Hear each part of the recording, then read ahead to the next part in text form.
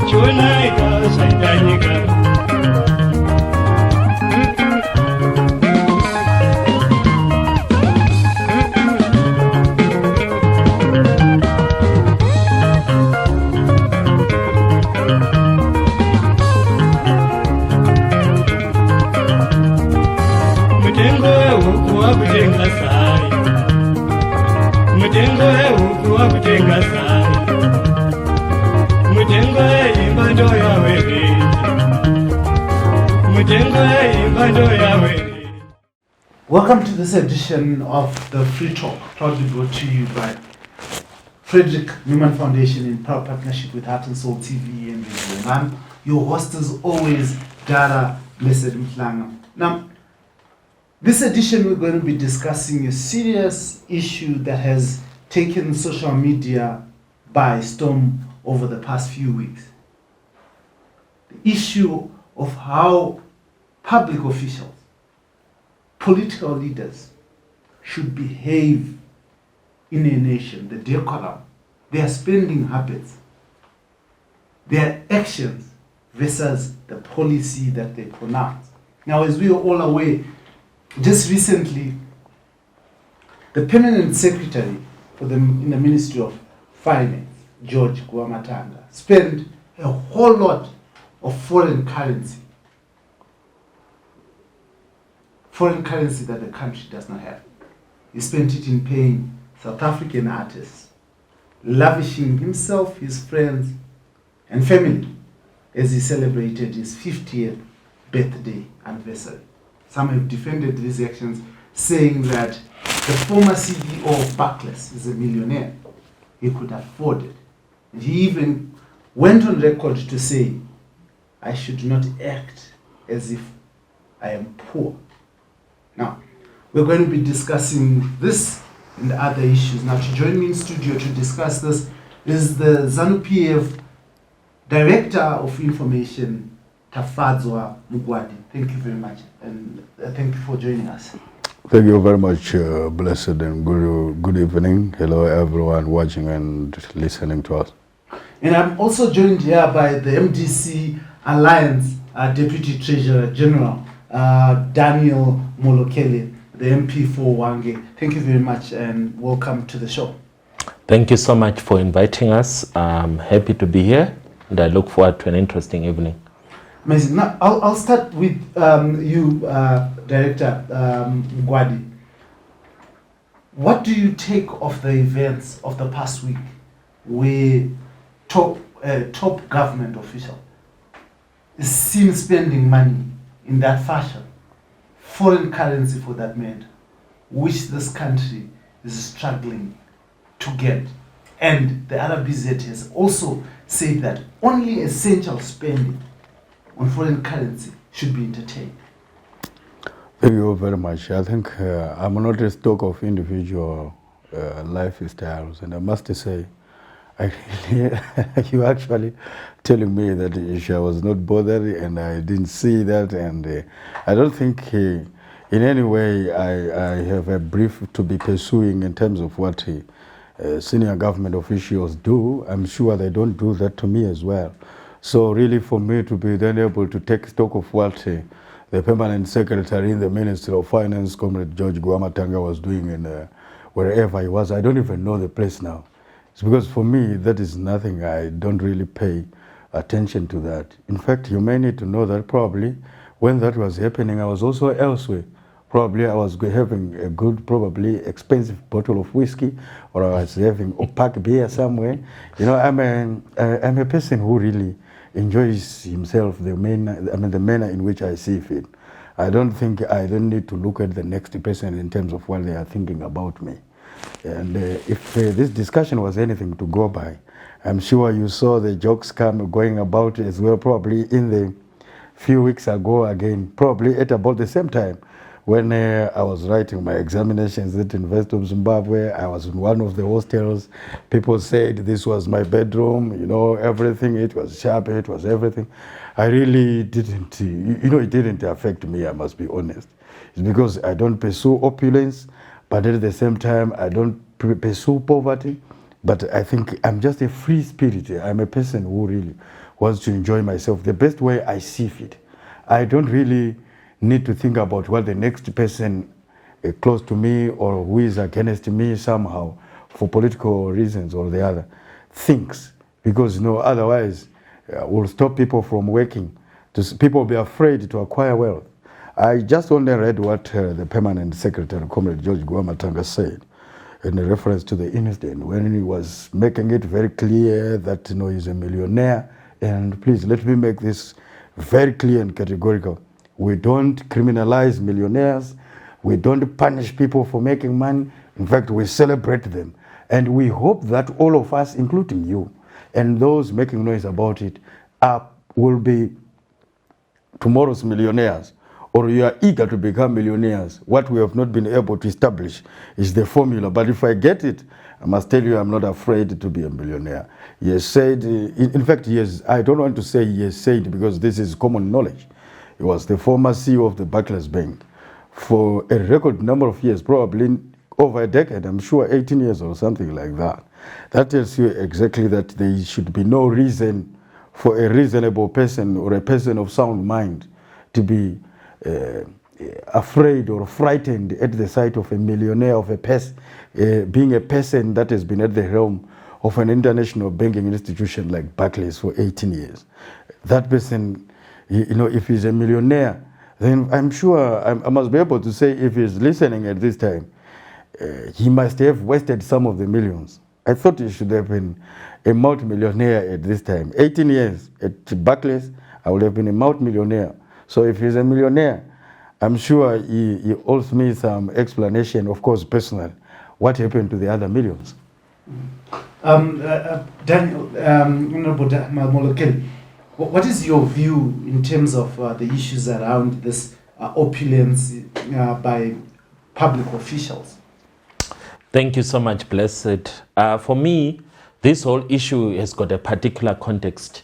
So I don't think it's got a narrow perspective of a personal approach. It's actually a matter of national morality, especially from a political point of view.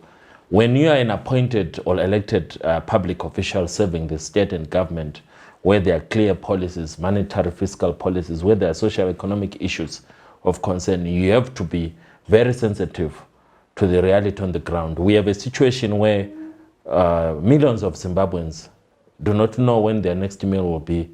They struggle to have one decent meal per day. There is no hope at this moment in time whether the economy will improve tomorrow. The present government is blaming sanctions, and we all know that there is no hope that the sanctions will be lifted tomorrow. So there is no clear solution in sight for the poor majorities of this country, who in 1980, when ZANU-PF came into power, were promised paradise on earth. So for a public official of such high status to then go on such a spending spree and even promote international artists at the expense of local artists, who, as you know, have been really affected by the COVID situation, most of them are struggling to make ends meet. For him to even go to the extent of spectacularly paying them 5 times what they had charged him when they were coming from another country, was really insensitive of him. He really did not take into consideration the public status that he had. And if I was his friend, I would have told him that, yes, you have earned, or you can justify that you earned the money, but in the context of the office that he has, where he has got responsibility as a senior public official to help to resolve the crisis in Zimbabwe at this moment in time, he should have been more sensitive. So at the end of the day, it's like me, the way I live my life today, I have to be sensitive. I cannot claim that I'm a lawyer or my wife is a doctor and then start to post pictures about extravagant lifestyle when I'm a member of parliament of people who I know. I grew up in Hwange. I know that today, the level of poverty that I see in Hwange, it was not there when I was a child. So I have to be sensitive as a public servant, not to show off the car that I drive or the house that I own or the food that I eat. In fact, since I became an elected official, if you go to my Facebook page, you will notice that there's been a clear decline of the number of photos that I post that are family related. Most of them are related to my work as a politician. My wife and daughter, they are no longer in the public space. So the more I became public, the less public I also became in terms of my private life. So there is to be a balance. So I'm very disappointed that such a thing happened. Also to let you know that every day in Harare, rich people throw parties. It's not abnormal. It's normal for rich people. But the question is, for this particular instance, what kind of role are you playing in the national development agenda? That's where the morality issue becomes important.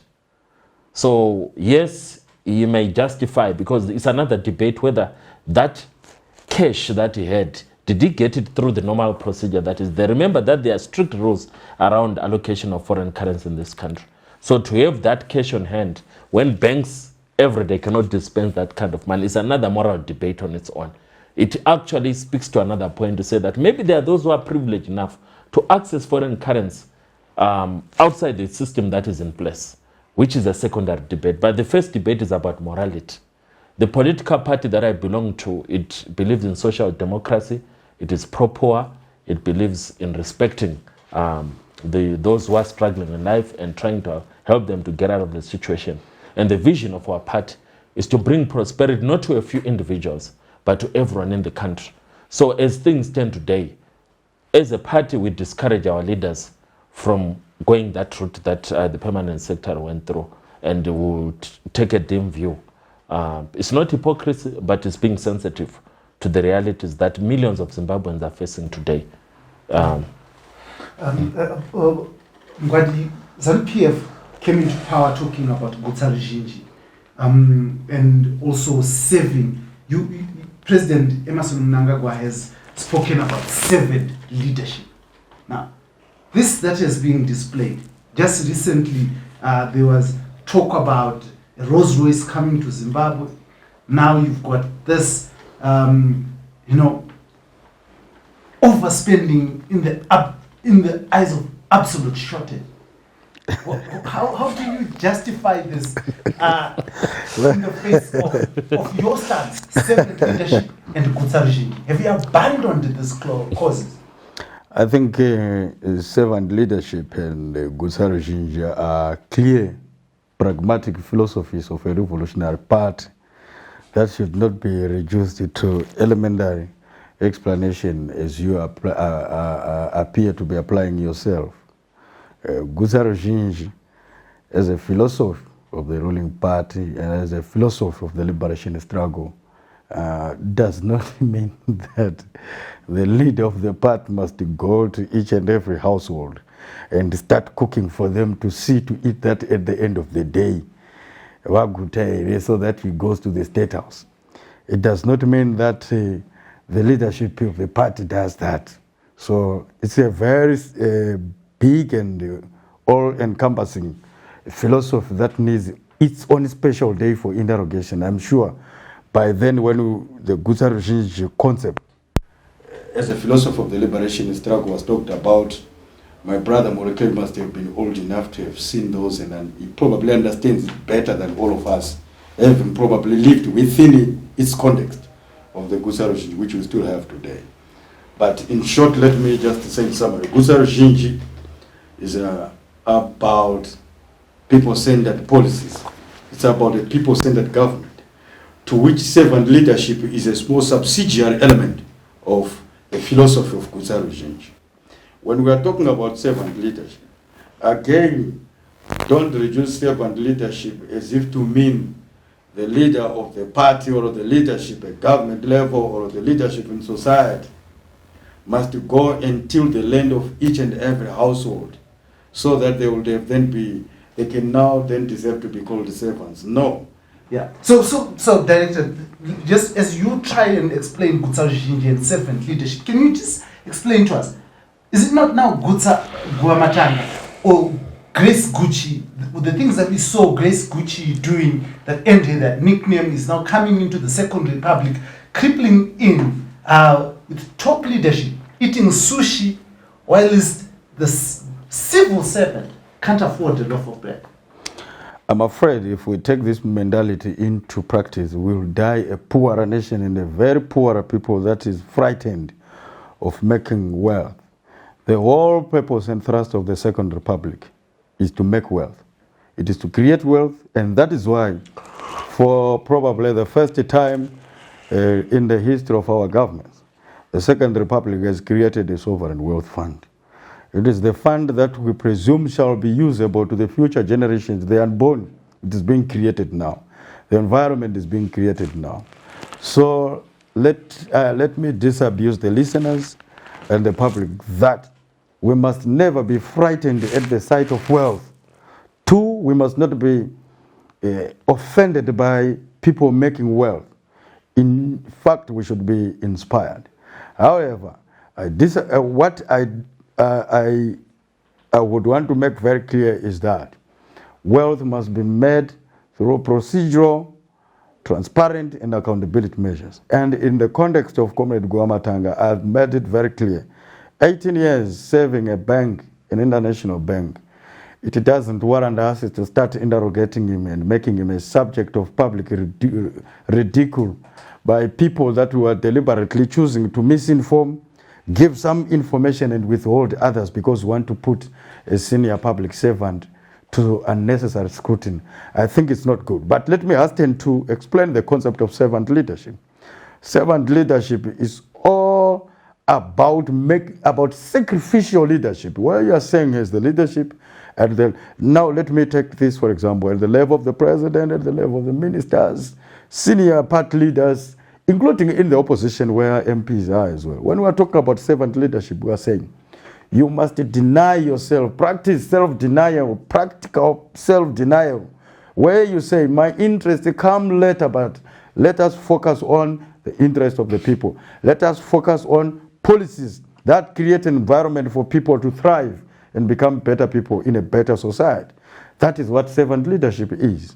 Servant leadership does not mean that we criminalize those making wealth in our lifetime. Again, let me say, in terms of whether then you say this is against the Gutsa regime or the servant leadership, I don't think we do have any incident that is arrived at that level. You talked about royals and royals last time, but to the extent that we are all aware, the Deputy Minister of Youth, Sports, Arts and Arts, yes, Mr. Honorable Tinoma Chakari, the comrade made it very clear and explained himself. I was not involved in the Rolls Royce issue. I'm sure that is why no one has seen it up to now.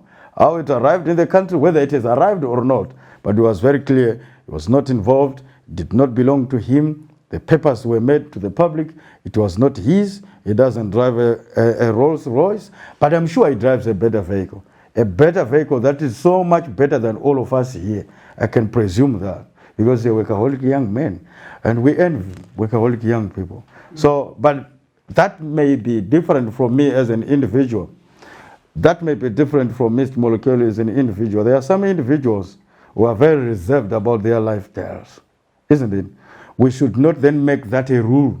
Mr. Molekar made it very clear. His wife is a doctor, he's a lawyer, and he has gagged his children from posting opulent photos on social media, and he has also refrained from doing that henceforth as he became a parliamentarian. But he is still acknowledging and admitting he lives an opulent life, he lives a better life than his villagers. Whether that which he has decided to do is good, to try to hide or live a lie, or try to pretend before the eyes of his constituents or people for what he calls morality or not, I think that's a discussion for some other day. That's his choice to make. I also probably live the same lifestyle you do. I don't love opulence, I don't live a lavish lifestyle, I don't pursue it. That's a choice that I make. But please, let me make it this very clear. I'm not afraid to be a millionaire. If I do see the opportunity, and if the formula comes, I can bet my last dollar I'll be a millionaire. I want to become one. So Molekeli, Mgwadi raises a point that you are feigning poverty, and Permanent Secretary George Wamatanga refuses to feign poverty. I'm not feigning poverty, that's not true. But I'm choosing a lifestyle that resonates with the millions of Zimbabweans. So there's a difference. It means for me to be a member of parliament, for example, I have to get a salary of about $400, $300 at the moment. But if you look at the previous jobs that I had, I needed like maybe 1 month to get 2 years salary for parliament. So I have salary slips of 5, 6, 7 years ago that show that I used to earn money that is maybe 20 times the money I'm earning today. So I have chosen to humble myself to say, to save my nation, I will have to take a less rewarding job like being a member of parliament, which allows me to save my nation. So that's the difference.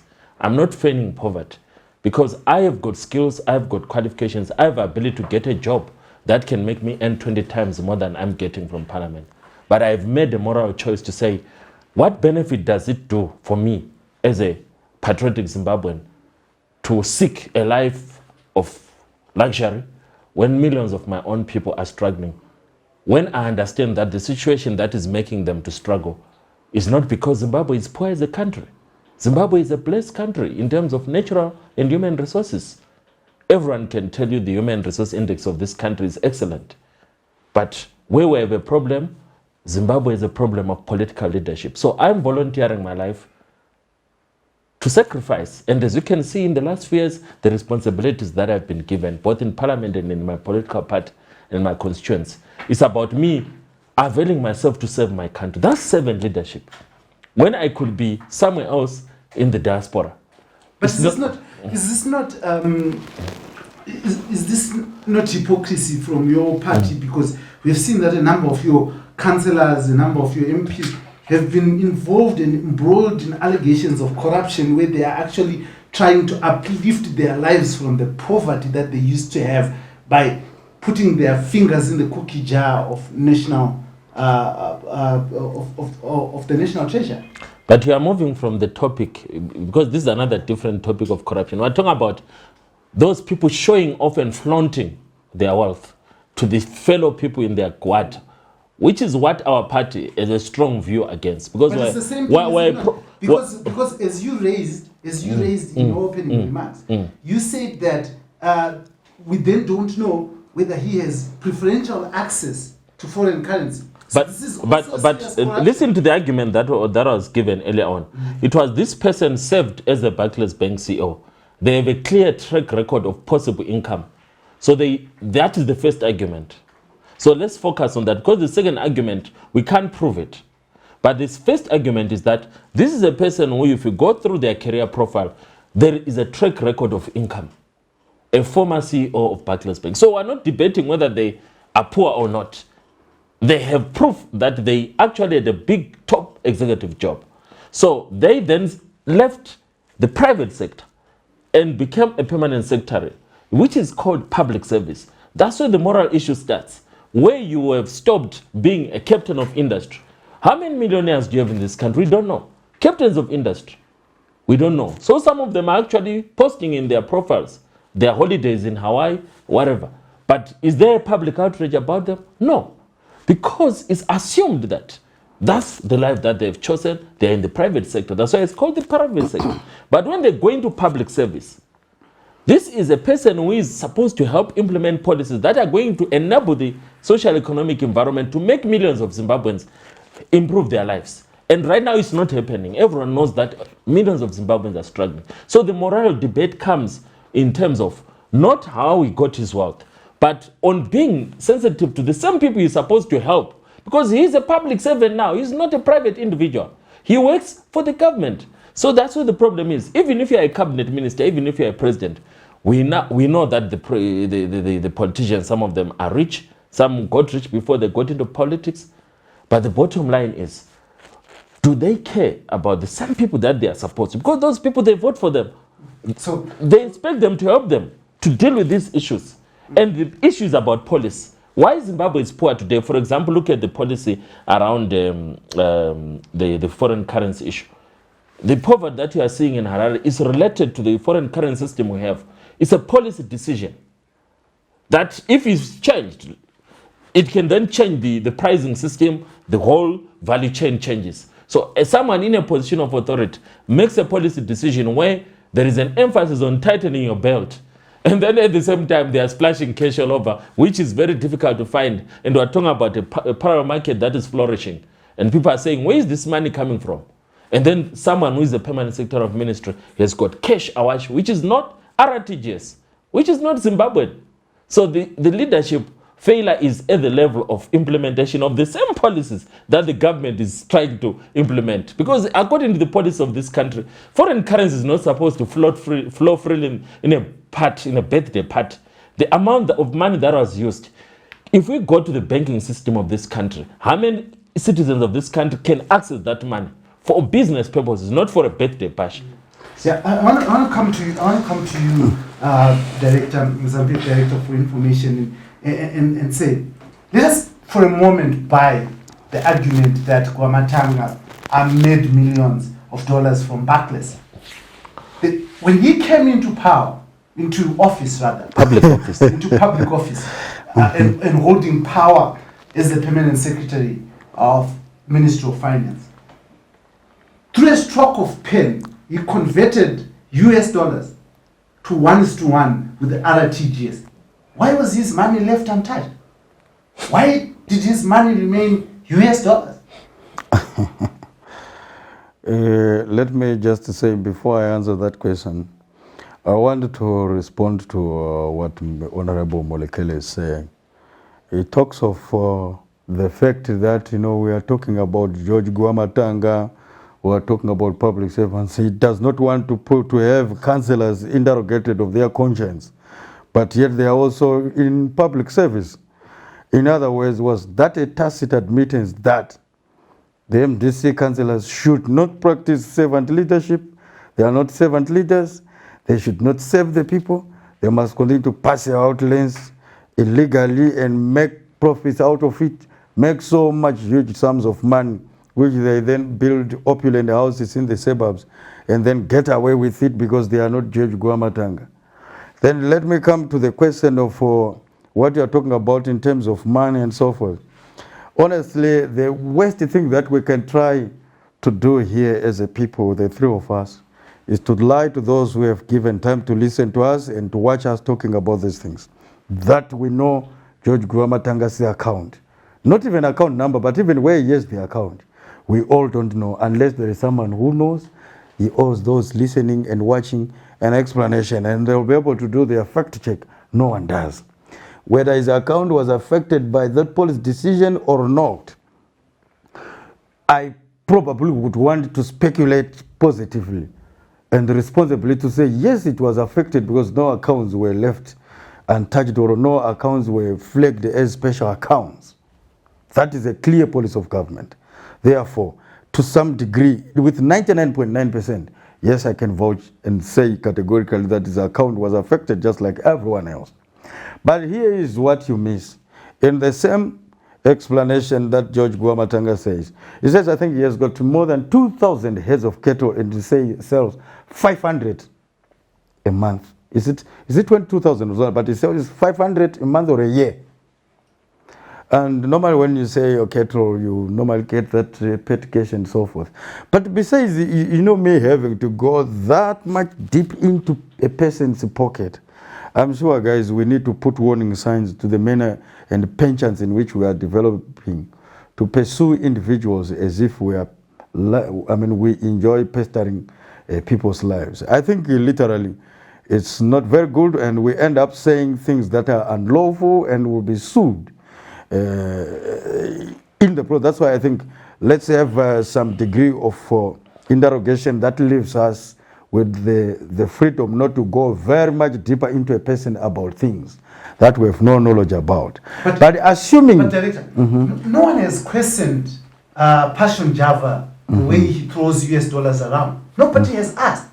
Nobody has even asked how other private Zimbabwean citizens are living or building humongous houses.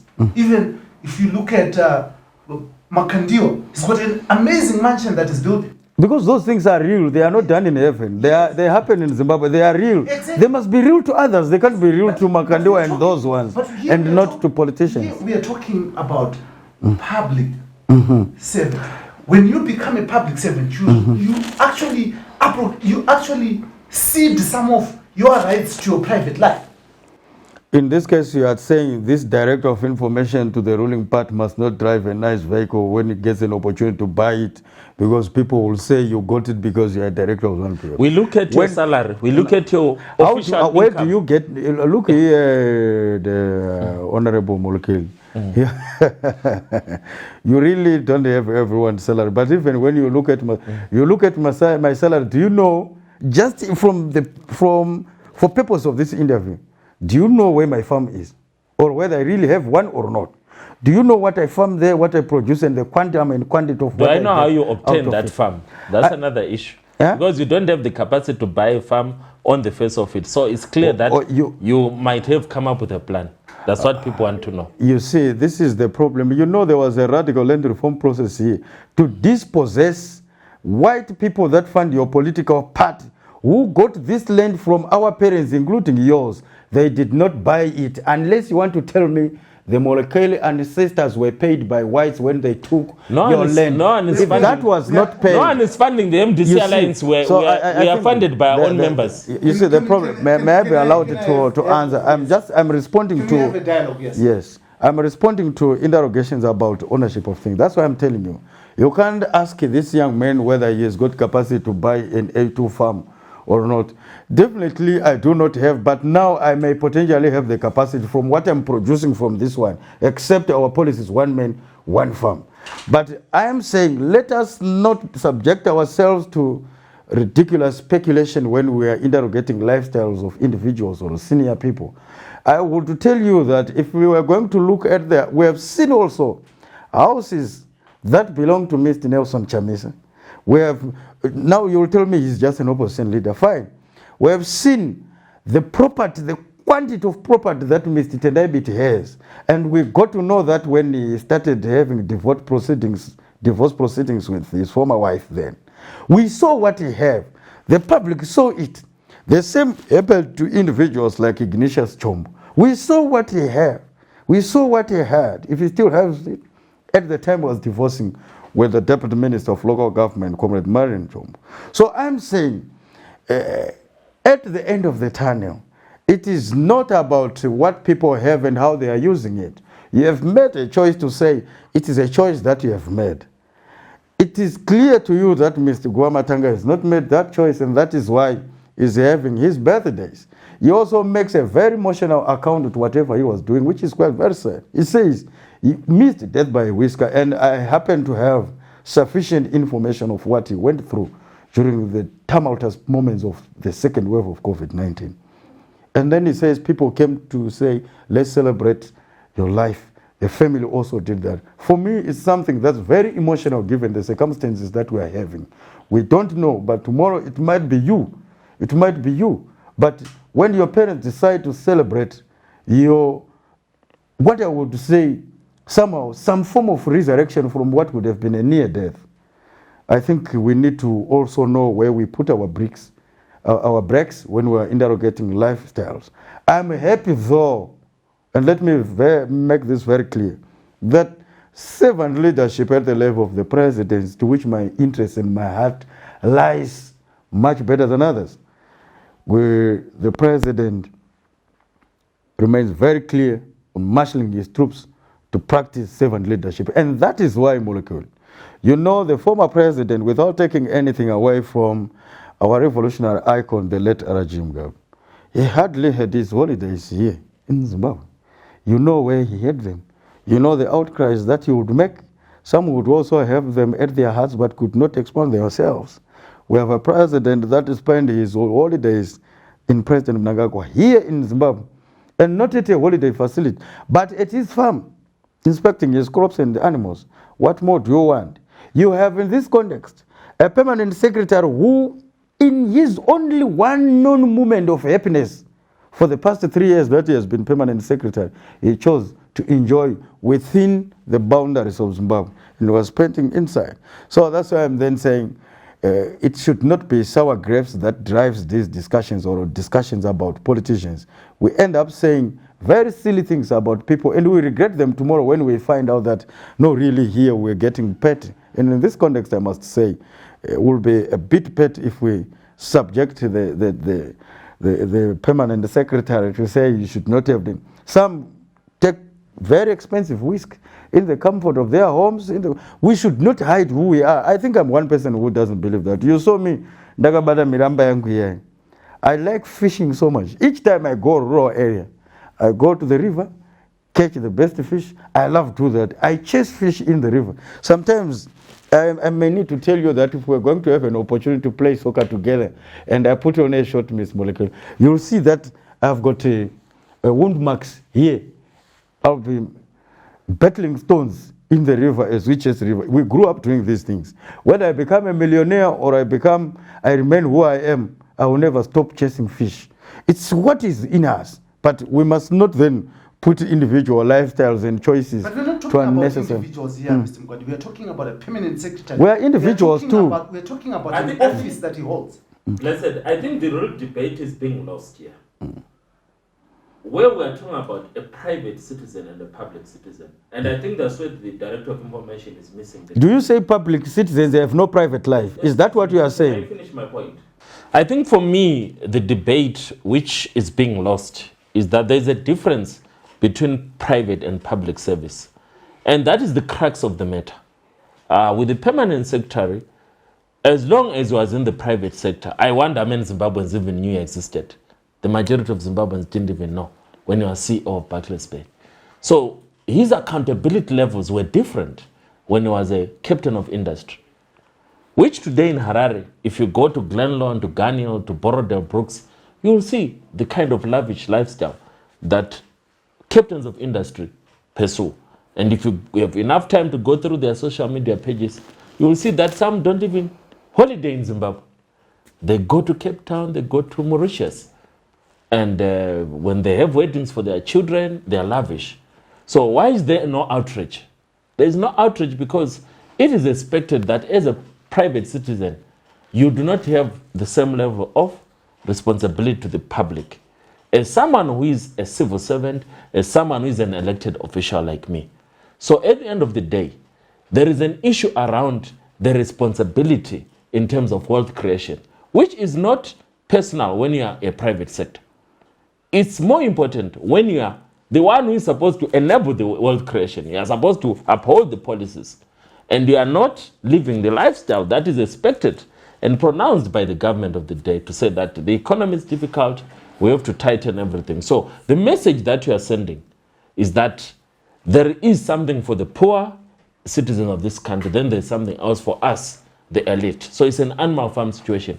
So I do not have a problem with Goamatanga. That's why I said I don't want to go into the debate about corruption. And I also need to respond about the councillors. We have a Zimbabwe Anti-Corruption Commission, a whole commission led by a judge. We have the Zimbabwe Republic Police. We have got other institutions of accountability in this country. That is their job. To make sure that when they get arrested, my point? You say that is their job to make sure that if there is a councillor who is corrupt, they should arrest them. If they are not arresting a councillor, you are actually holding them it's an indictment on their failure to do their duty. So I think we need to separate the debate of wealth that has been ill-gotten and wealth that is a track record, like in this particular case. For example, Strive Masio. We know that Strive Masio is a rich man. So he is rich and we have no problem with that.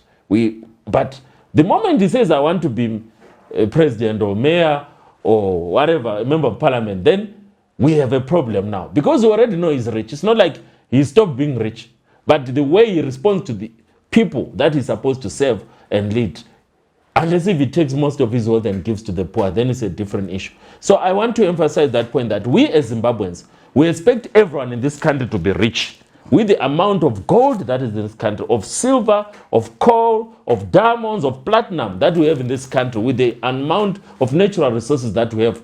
Zimbabwe should not be this kind of country that it is. So the only reason why Zimbabwe is poor right now has nothing to do with the individual citizens. It's got everything to do with the policies of the present government. And those people, like the permanent secretary of a key minister of government, are personally accountable and responsible for the everyday lives of each Zimbabwean citizen. That is where the morality debate starts. And he also mentions that Advocate Chamisa has got whatever. If he has those things which we cannot say now because we don't know, but he's a private citizen at the moment. He's not a public servant. Everyone knows that. So he is not flaunting his wealth because in our party, we're a pro-poor party. So we're sensitive. But the moment you say his name, what do you say? Advocate. How many advocates are poor in this planet? So it's assumed that an advocate is not a poor person. But a former CEO must be poor. But no, we never said he's not supposed to be poor. So I clearly said that we shouldn't fault him for being rich. Mm-hmm. We should fault him for failing to respect and being sensitive to the people that he's supposed to what? To be facilitating as a public servant. Because Chamisa is not a public servant. Everyone knows that. But he's a public servant of the people. No. They have an obligation. So there are two levels. Public service is government, is state. The political party that he leads, he has got his own values. So they are the ones that are guiding Chamisa not to be a show-off kind of person. But because we are social democrats, but another party is not a social democratic party, so they are not pro-poor. So if you are the leader of another party, Chamisa would flaunt his wealth without a problem. But because he belongs to a party that is labor-backed with pro-poor policies, he is not supposed to. Even Advocate BT, everyone knows he's a successful lawyer. So, but because he's leading a party that is pro-poor, that's where the morality debate starts. So the people will not fault him that he runs a successful legal practice. People will fault him for not being sensitive to the same people that he represents. So it's a policy issue for him not flaunting his wealth. But the moment he becomes a public servant, which people like me, we are members of parliament who are institutionalized right now. So what happens is, the moment I fail to separate that public office that I hold with my private life, I'm in trouble because everyone knows that I'm representing the people of Wange and I'm a national sort of representative. I can speak on behalf of this country as a member of parliament. The parliament is a state institution. So that's where the accountability changes. If I was working for a private company like anyone else in Vic Falls or Wange, then my level of public accountability changes. It is lowered. We will discourage captains of industry from showing off their wealth, but we don't have any moral obligation over them.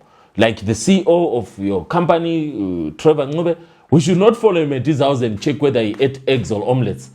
But if he can afford omelets, he should eat them. I want to come to you, Director Mngwadi. Well, the argument that the permanent secretary was rich, he is rich, and he can afford to take the little foreign currency that this country has. To take from where? Let's assume. He's taken from where? He's a Zimbabwean citizen. He's taken from where? Any money within... In RTGS, like everyone else. Any money in the boundaries of Zimbabwe. Mm-hmm. And all those who earn money in the boundaries of Zimbabwe, even if as foreign currency, let us look at the farmers who farm tobacco. They cede some of their foreign currency to the Arabs, to the country. So when we talk about foreign currency, it has been made a national resource in this country. There's a crisis. So when I then say taking money from the... I got this one today. I don't know how much it... Someone who was paying for the 30 chickens that she bought from my This phone. is not our national currency. You know, I'm saying, let's be civilized. We cannot try to pretend as if we are somewhere when we are here. This man was given to me on my way to this interview by a person who bought 30 chickens from me at a cost of $5 each from my farm. He said, "This is your man." I took the man. Now, assuming this is George Guamatanga, we have sold his cattle, we have sold his chickens. Let's start asking the question. I want to address you the question: who has taken the man? Where do you think I've taken this man?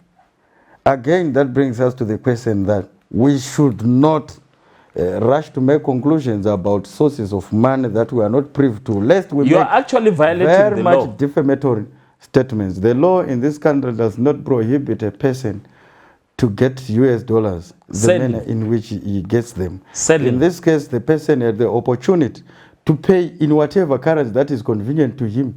He chose to pay me in this Is currency. that the policy of this country? Listen, what I'm talking about, that no wonder why we have service station charging fuel by foreign currency. It is not that they are charging that fuel in foreign currency for foreigners, okay? You are a parliamentarian, I assume. Which is what you are... This, Can we allow him to you should have this information at your fingertips. But let me hasten to say, there is a deliberate lie that my colleague is peddling, and which is quite unfortunate. I don't know where we got this habit of always calling our people as poor, millions and millions in poverty, and millions failing to make ends meet, millions sleeping without putting anything on their table. This table, you want to tell me there are people in this country, in this very minute of Pumvuza, where we produced a bumper harvest and banned the importation of grains, including maize, into this country because we have it in reckless abundance. We are planning to export some more. We are having a winter wheat farming season that has become more successful to have made the price of bread stable. And then in this room, we create hungry millions that are dying. I think, you see, blessed. You are giving 50 kgs of milli meal to people in Italy. Why were you doing that if they're not hungry? Well, Excuse me. Let me. Okay, don't organize against me. Let's us have a discussion. I want to be very honest with you. Assuming today I have 20 kgs of sugar in my house, and then my son comes or my uncle comes from the UK or South Africa and says, mzukuru ndakwegera dzimwe 20 ndakwegera ati dzimwe 20 because atoziva kuti ndinei ongoti mzukuru grocery ndakwegera iri 20 kg the sugar sure.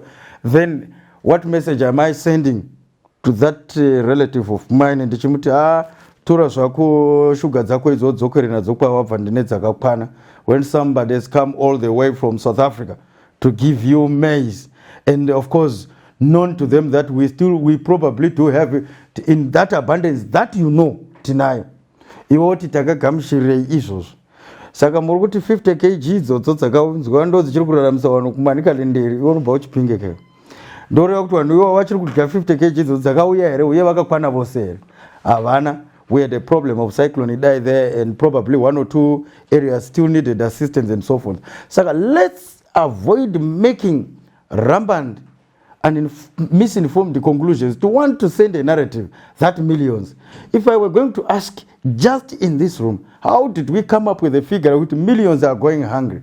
I think the stage that we have reached as a nation is to start looking at the kids that roam the streets at our backyards, the street kids. Look at the kids that are being from our children's homes. Those should be our priorities. Not to say in the villages there are people that are hungry. So I'm surprised about it, Mr. Morokeli. I'm sure let's try to respect our people to avoid making unnecessary conclusions. Nyika ino yakaguta, unless kana blessed, urukuti nyika ino ine nzara. Tonzwa kuti shuwa munyika muno muZimbabwe mune nzara yechikafu here chokuti hamuna sadza rinobikika muno. Mutaure izvozvo. Once you say that, I will not answer that. I will leave it to the viewers and listeners. They will answer you. But say it yourself. Millions are hungry. I clearly have a different view, actually an opposite view. Zimbabwe right now is one of the countries in Africa that has international food aid. People are queuing for food in this country. So, I actually know in my constituents that there are families that are struggling to make ends meet, to pay school fees. There are people who are dropping out of school. The poverty that I see in Hwange was not there in my childhood years. I know that for a fact. So it's not even a social scientific research issue, it's a everyday reality. But it also explains how the so-called new dispensation, the so-called Second Republic, is now in the same delusion of grandeur seat that we experienced in the so-called First Republic, where Grace Mugabe and others lost touch in a very Mary Antoinette situation. They lost touch with the reality on the ground. Now we have a similar situation, hardly 5 years later, where you have a top ZANU-PF official failing to understand that right outside here, the poverty here in Harare, in this very street Kwame Nkrumah Avenue, if you go outside right now, look at Zimbabweans struggling to make ends meet, the poverty that we see. And then someone comes and pontificates that Zimbabweans are happy, they are eating, they have a lot of food. The reality is that it's actually the opposite. Zimbabweans are struggling. If you go to South Africa today, millions of them are struggling, stranded there. If you tell them go back home, they'll say Takati Zanzara. We ran away from hunger. So Zimbabweans are struggling to make ends meet right now. That's why we're scattered all over the world. We're not there because of anything else. It's not a holiday. It's a question of hunger. In Cholocho, there's hunger. In Lupane, there's hunger. So ZANU-PF has suddenly forgotten that there are millions of people and they are now creating an imaginary reality that everyone is feasting in this country. Because they're up there, they are eating alone with Kuvamatanga. They are assuming that everyone else can have cake. As Mary Antoinette in France used to say, let them have cake. He's saying the price of bread has stabilized in this country. In this country! What is it? In 2017, it was stable. Not in 2021. What is the price of bread? The currency rate is changing every day. So the price of bread is changing every day in this country. Everyone knows that. You cannot follow even the value of the currency at this moment in time. It's changing every day. Paripa nawe foreign currency kai. Chakangwana kandi chekuti zoni isusu tiri mageto youths anditi kazvamunyazoziva. Right now takangogara atina kanachi? Atina kana mabasa aripo atiri kuwana. Vanotaura mazuva ano tiri kungojata-jata. Saka zvatiri kungojata-jata kudai soka. Dai kuri kunzi foreign currency iyoyo yakwaniswawo kuwaniswawo takwanisa kuwaniswawo mabasa. Ndochini chekutanga. Mabasa munyika atinazva pariu chaipo chaipo. Atina kana mabasa. Ino kwandoshanda ndogona kunge ndakapurumisa kanzi ndikupiwa kuti 10,000. Yet 10,000 inenge RTGS. Andiri mukuona. Ari kundishandisa ndi ari kubenefit nevakuru vacho vestate. So inini ndongoramba ndichingofira mahara. Hapana zvatiri kuwana munyika. Ma-government officials acho ka. Firstly, ndo vari kutanga necorruption. They are corrupt. Ndo chinhu chekutanga ichocho. Because why ndiri kudaro? Vanoregedza vanhu vari mumastreet vane forex yacho mari yacho ari kutarisa kuti pamwe ndo ichakwanisa kutibatsirawo isusu tobva tapiwa mashanga atiri kushandisa mabhondi aya. Izvozvo mukada kutarisa rate chaiyo ka. Rate iri pa 140 bond vakuita equal to dollar, of which hazvisiri izvo. So ivo vari kuzoaccepta because vakuregera vanhu vari mumastreets vachiita zvavari kuda izvozvo nemari dzacho idzodzo. So ndo zvimwe zvinhu zvikuti shungurudza izvozvozvo. Tichitarisa situation yakaoma zveshuwa muZimbabwe. Tinowanikwa tichishanda mabasa atinoshanda anorwadza, but tawana mari yacho haikwanisi kushanda. Toona kutotadza kuwana kutenga chikafu chaicho. Saka zvinhu zvakaoma, isu tese tofanira kubatana kuti tiwane kuti izvi zvakadai tozviita sei kuti tikwanise kubatsirika kuti tiwane remangwana rakanaka. Vari kunyanyosipinda mari dzakawandisa than pofu. Saka dai vachitarisawo kuti mari dzavari kusipinda idzi vaisowo imwe yacho kupofu. Because vari kungotarisa mararamiro avo ivo, but kuti vatarise kuti pofu yedu iri kurarama sei havasi kunyanya. Because zvinhu zviri kukwira each and every day, but masalaries haasi kukwira. Saka dai vachitiwo vachirevhiewa masalaries kuti makwiriro ari kuita zvinhu, masalaries oita achirevhiewawo kana patem kwete pagorai. Kana after 4 months masalaries review. Zvinotirwadza zvikuru nezvavari kuita. But chekutanga tinombodzokera kuBhaibheri. Bhaibheri rakati iro madzimambo anosarudzwa naMwari. Handiti. But chatakaita isusu manje maZimbabwe ndechekuti takazvisarudzira mutungamiriri wedu isusu vanhu asina kusarudzwa naMwari. ndokusaka rizozi kunyanya kuti omera zvakanyanya stiri dai kava kunzi mutungamiri wedu akasarudzwa naMwari tikanga tisina kuomerwa zvavanoswera vachinyepa kuti munyika ava muna foreign currency zvinhu zviri kumira zvakanaka hapana zvavanenge vataura mari yese inenge ichingotorwa nevanhu vegovernment vachiisa muhomwe dzavo. I don't think we have adequate forex in Zimbabwe. I don't think that the government have got adequate forex to supply or to cover the issues that are being need to be covered with forex. So the main issue, it all goes back to the issue of Zidera embargo. I think Zidera must be lifted.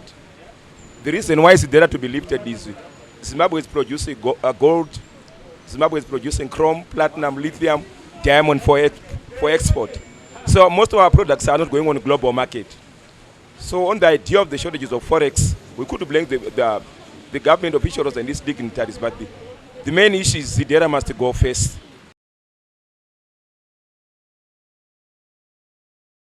I wanted to ask an issue that came out from a video that was leaked or that was put out in the public during the party, where Kudachagwe was giving Gwamatanga a gift to go and watch football, Arsenal in the UK, in a private box.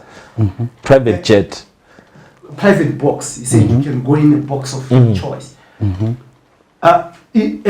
At that time, And what's wrong again? At that point, Kudachagwe said something that was very poignant for me. He said, back in the day, Gwamatanga could not have, boxes were cheaper so he could afford. Now they are expensive. Now he was gifting him a box of his choice. Now, this showed that Gwamatanga could not afford certain things because he's not as rich as you want to tell us. So where did he get money to be paying people 5 times what they have charged? You see, I think laughter is the best I can give to this to this interrogation. Because honestly speaking, let me. It's a laughing matter for ZANU-PF people. What actually makes They are me, the ones who are you enjoying see, life in Zimbabwe. You see, The rich ZANU-PF people are enjoying life in Zimbabwe. What makes this matter laughable, blessed, is that I'm trying to figure out that we really have people in this society. We have all this time to pursue. Guys, if we continue looking into the skies, we will not discover anything on the ground. Our duty as young Zimbabweans, I will take this as an advice. We must work on copy formulas and become better people. The Second Republic under President Mnangagwa has created an environment for us to prosper if we are serious about making How do you wealth. prosper when you wake up Let $20,000 US in your account? You wake up, it becomes 20,000 RTGS just by a stroke of a pen. You lose your pensions. People who have contributed pensions in this country are now getting less than $20 US per month. How do you in your imagination, I think no. I'm not Tafazo Mugabe. I'm Tafazo Mubadi. Okay. The thing here. No one wants to be associated with Mugabe, but they were saying you must live forever. I'm proudly associated with him. Let me make this very clear. I'm proudly associated with the former president of the party. But let me quickly come up to this issue. You know, blessed, you gave an example where you're saying, you go and watch soccer of your choice. I feel that at this stage of Zimbabwe, in 21st century, probably towards the end of the first quarter of the 21st century, we still seek to probe gifts to individuals. We still stoop that low as to interrogate why the said character, that is Mr. Tagore in this case, had to give this one a gift. Biggest supplier of government at the present moment. And that is there's a clear conflict of interest. Biggest beneficiary of the auction system in Zimbabwe. The biggest supplier in terms of command agriculture, in terms of fuel. And Zupco there. And the biggest payer. Now is the permanent secretary. Don't you find that? Now the thing here is, I'm not surprised with this attempt to subject again Mr. Tagwire to unnecessary scrutiny. A scrutiny that was started and mobilized by his party, with Tendai taking center stage, resulting in him having sanctions put and imposed on all his businesses, on top of the sanctions that are there on the country and the government and the people of Zimbabwe. You had sanctions put on an individual. ZANU-PF used to have a press conference, that is, and they listed Tagwire as one of the corrupt people. Now, the thing here is, okay, let's have a discussion, I think. The thing now here is, let me be very frank with you. I strongly, and I'm making this for a fact, I strongly, and I hope even those associated with me, and or with the party, anyway, in fact, have high regards to Tagwire. Zimbabweans have high regards to successful business people. And I'm sure the reason why you hate him is because he has done so much, so much that your party... Allow me to explain myself.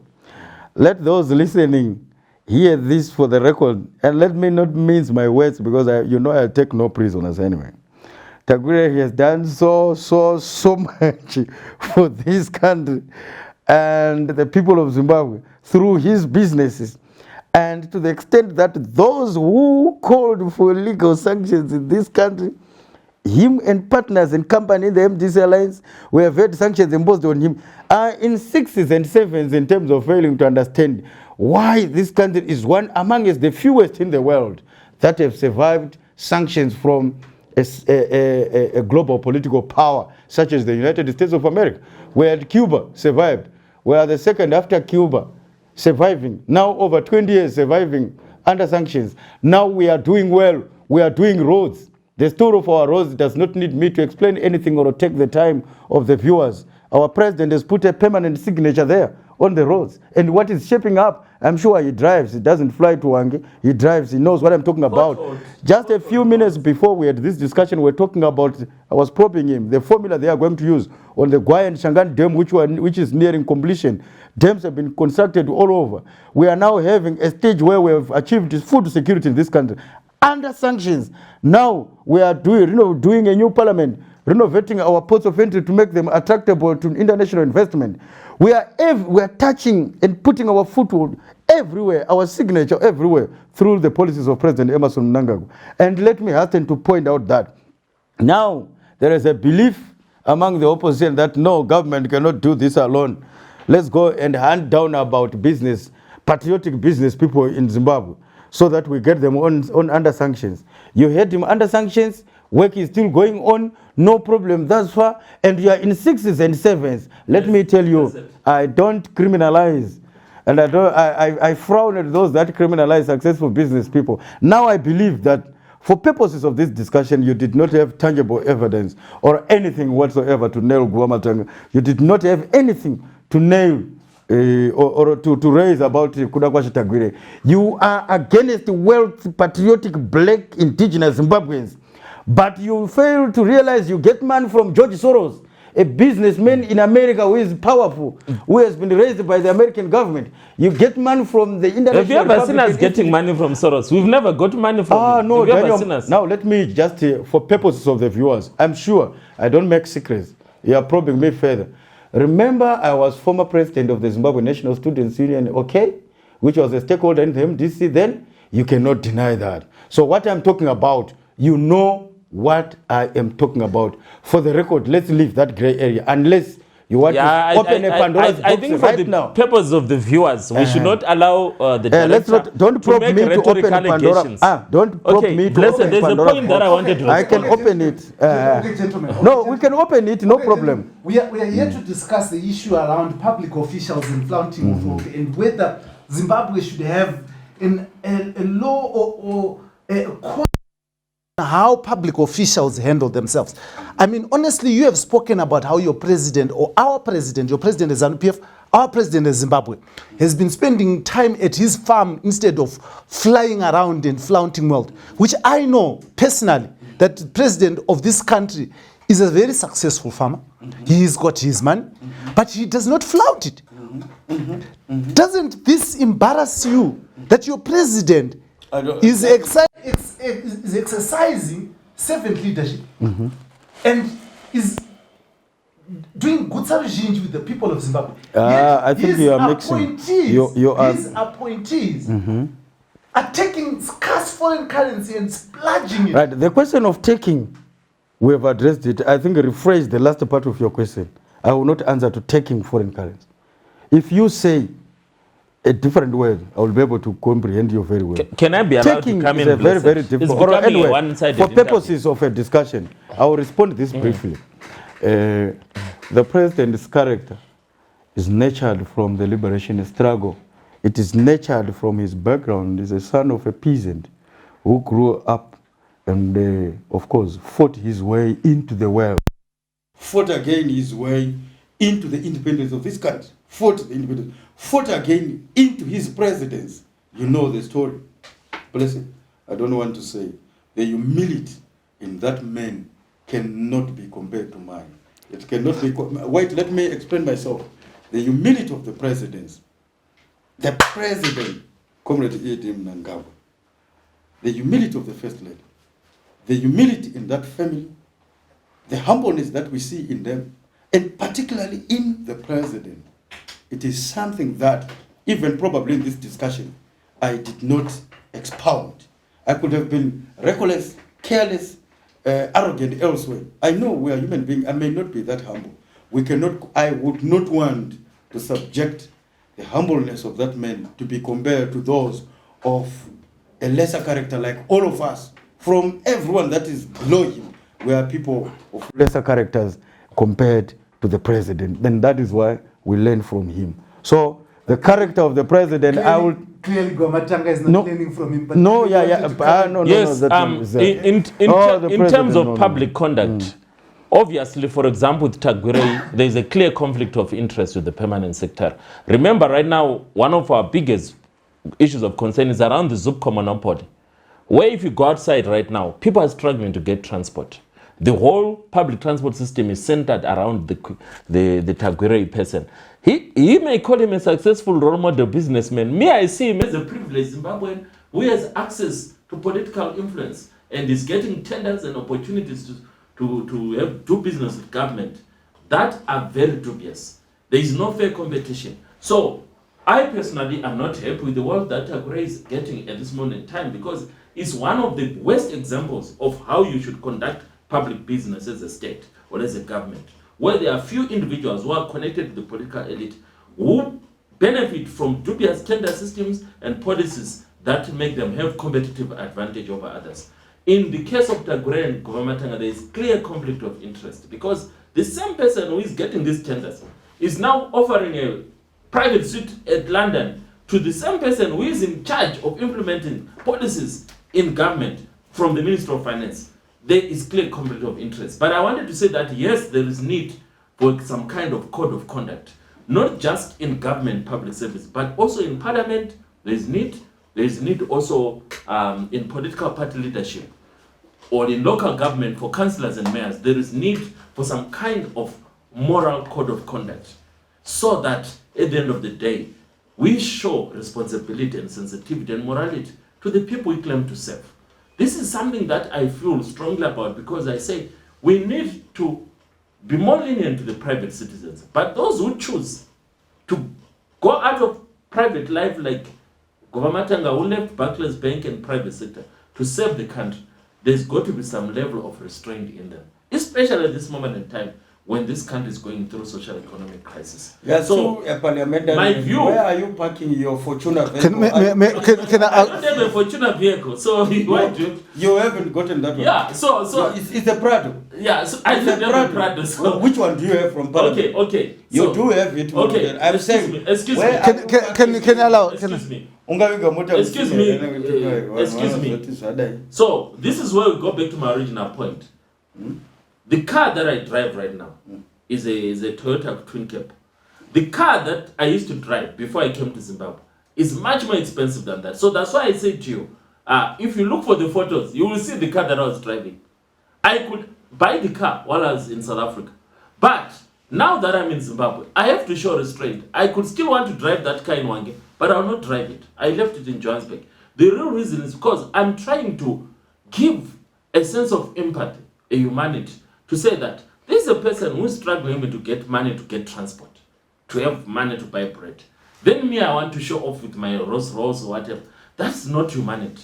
That's not Ubuntu. A leader who is humble must not show off, must not make people feel inferior. You must affirm the people. So me, I'm clear on that one, that all public officials should have a code of conduct. What is your take on the issue of a code of conduct and public officials in terms of how they spend and live their lives? Actually, you know, I told you the characterization of myself. You probably now know. I don't want to talk about you at the moment, Director. I know. I want us to talk about public officials. Now, what I want to tell you, the most dangerous, and I must say, the worst dangerous elements in public service are those who say, no, we are moral, we do this. I'm very much afraid those people hide wealth beneath the foundations of their houses. Rwan wanoisa mari muwodhiropiwa vachiviga vachisa mazimaruku wozongoti musi wanongodyiwa kubva paMP wotoona mazihama akupinda muconstituency akuwadzisa kuti ndakadai. Saka I'm very skeptical of this approach yekuti ini ndinohwanja kuti azokuti kwai ndichapaka mota yangu pasi pevhu kana kuti ndichanoiviga musango ndopinda muconstituency. It's hypocrisy. God bless you with those. Drive your vehicle. Unless you stole it or got it through other means, please don't. Unosungwa. Kana usina kuba vanhu vanotozviemura, you inspire others. I must tell you, I grew up in the village. I learned at a school where I probably didn't, let me be very frank, not probably, I have also said this on Facebook on my birthday. I didn't know what was the size of a school shoe when I was doing Form 1 to Form 2. I must be very honest. Learning at that school, there were people who put on very better shoes, and during those days, for you to appreciate the praxis of what I'm talking about, when Brenner, Netafis, I'm sure you remember those shoes. They had them. I didn't have any shoe, but I worked through my well. I'm not afraid to put this shoe of mine, to put it on going raw or going at the same school, but I inspire young men and women from which school I came from. They don't say he's coming to flaunt his way. They know that in Zimbabwe and ZANU-PF, it's a land of endless possibilities. Through education, you can turn around the fortunes of your country. You can become a better person. I try to inspire them that way. I'm starting right now. I'm director of information here. My mother gave birth to me. He didn't say he was giving birth to a director of information. But here I am. I'm very proud of it.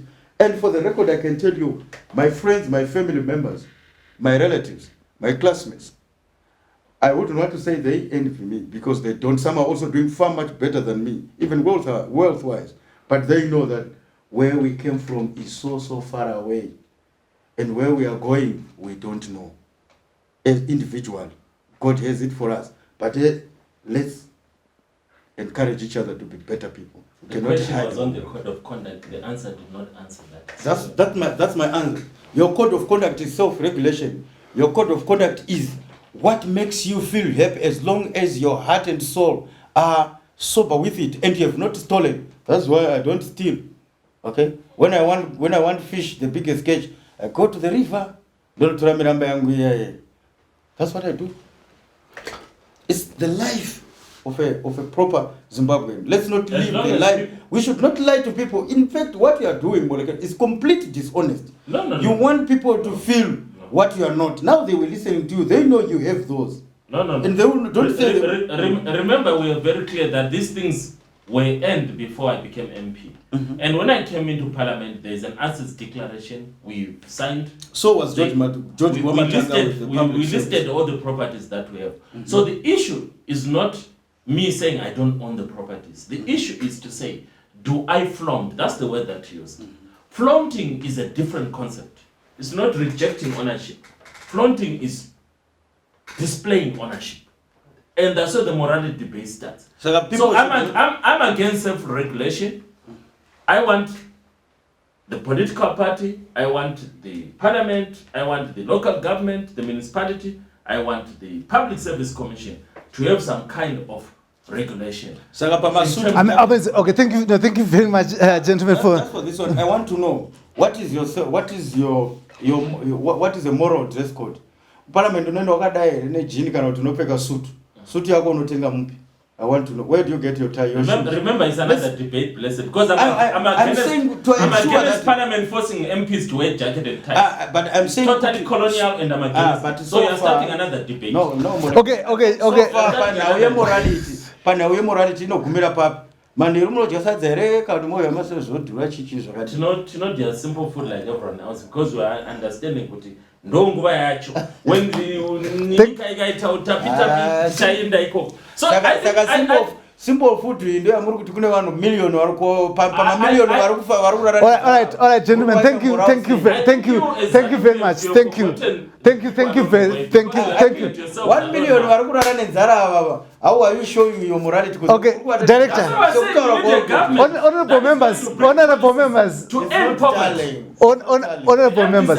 Is a people's movement wants to change. Okay. So that all of us as political parties, ZANU-PF says we are Gutsarujinji, we are the People's Party. The MDC Alliance says it's pro-people, and it is up to the people to judge. It is up to the people to see their leaders and see what they represent, and they will make that decision as they elect their leaders. But here we were just basically discussing the issues around the public leaders and public officials, their conduct in public, how they tell the public to do something else and they act in another way. Is that what we want to see for a better Zimbabwe? Is this what will take us forward as a nation? And I was having that amazing discussion with the Director of Information for ZANU-PF, Tafadzwa Mugwadi, and the Deputy Treasurer General of the MDC Alliance, Daniel Molokeli, on this, the Free Talk, proudly brought to you by the Frederick Newman Foundation in proud partnership with Heart and Soul TV and Radio. And I, as always, your host, Dara Blessed Mhlanga. Until next time, thank you, and thank you very much for making Heart and Soul TV and Radio your station of choice. This was the Free Talk, proudly brought to you in proud partnership with the Frederick Newman Foundation and Heart and Soul TV and Radio. We believe that dialogue is the crux of development. When people talk to each other, when people listen to each other, development happens. On Free Talk, we believe in political dialogue, economic dialogue, and social dialogue. Everybody must be heard. Everybody has a right to be heard. Free Talk, talking that moves nation. Free Talk, talking that makes a difference. This is the Free Talk.